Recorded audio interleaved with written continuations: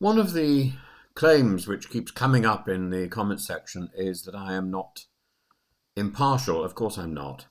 We must confront one of the great myths of our modern discourse, this cult of impartiality. The BBC has elevated this into a quasi-religion. I don't know when it began, a doctrine without prophets, a creed without creed. It's a contrivance, a chimera.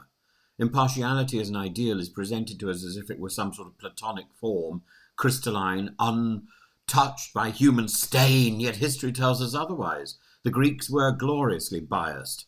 Homer sings for the Greeks, not the Trojans. Thucydides may claim to be an observer, but his pen bleeds Athenian anxiety. The medieval chroniclers didn't disguise their partiality. Matthew Paris was furiously English. The Venerable Bede, gloriously Northumbrian. Even the fathers of the church, Chrysostom, Alexander, the Alexandrian fathers, Augustine, Basil, acknowledge that to speak is to position oneself, to interpret, to confess bias. So, what is this impartiality that the BBC proclaims? It's a false idol manufactured in broadcasting house, polished with license fee wax, something that seems to me to be relatively modern and wheeled before us like Aaron's golden calf. It's actually bleating. Margaret Thatcher once called the BBC the enemy within. The enemy within.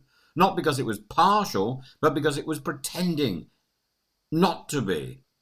Better an honest partisan than a sanctimonious umpire who insists that their whistle never shrills. Her Majesty the late Queen, by contrast, embodied a different approach. She was not impartial. She was above partiality. There's a distinction. The Crown didn't claim neutrality. It raided a kind of consecrated silence.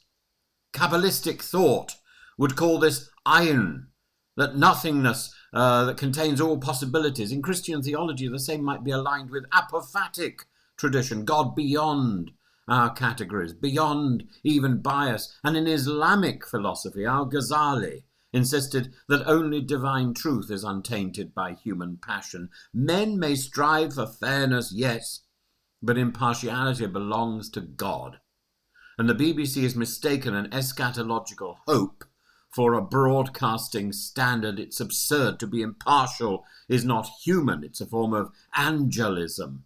And as the great Blaise Pascal warned, those who wish to be angels often become beasts. Indeed, the modern cult of impartiality breeds beasts of equivocation.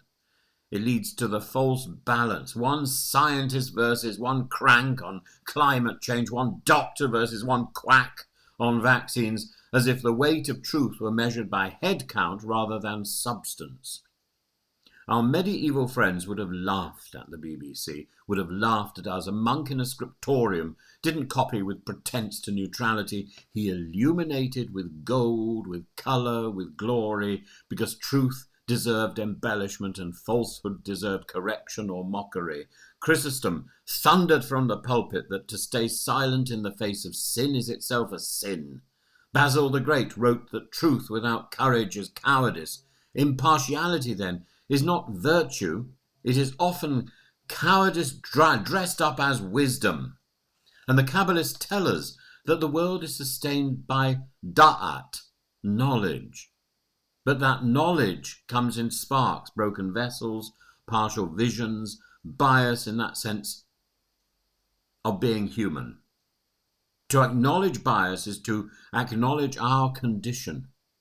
Impartiality is a mask, and the mask, like all masks, eventually cracks and needs to be removed. And this is where the BBC errs. Instead of confessing its bias, which would at least invite dialogue, it proclaims a myth of neutrality, which other people then embrace as some sort of standard. The consequence is a loss of trust. The public looks upon it and sees not the serene via negativa of the Queen, but a weary bureaucratic obfuscation that is always failing. It produces in the end cynicism. Let me offer an image. Picture the medieval illuminator painting the crucifixion. One soldier plunges the spear into Christ's side, another kneels in repentance. The artist doesn't attempt impartiality or historical accuracy. He paints the spear holder as grotesque the penitent as graceful. That is honesty. It is partial, yes, but it is true. So we need to abandon this cult of impartiality. Even science is not impartial. Better bias with brilliance than neutrality with nihilism. So let's recognize, as Thatcher did in her blunt prose, that truth is contested. Let's follow the Queen in silence when silence is sovereign. But when words are demanded, let them be partisan, and acknowledged as such, let them be brave. For in Christian, Islamic, Kabbalistic thought alike, truth is not neutral. Truth is not colourless. Truth is fire. And fire by its nature consumes the illusion of impartiality.